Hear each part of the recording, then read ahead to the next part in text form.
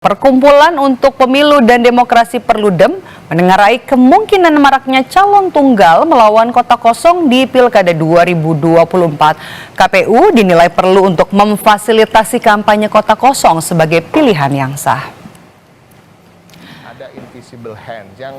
Anggota Dewan Pembina Perludem Titi Anggraini dalam program Sapa Indonesia Pagi menyebut bakal marak calon tunggal yang akan melawan kota kosong di Pilkada 2024 tahun ini karena ada tendensi baru tukar guling kepentingan partai politik di mana ada kecenderungan partai melepas tiket calon di satu daerah karena ingin punya tiket pilkada di daerah lainnya.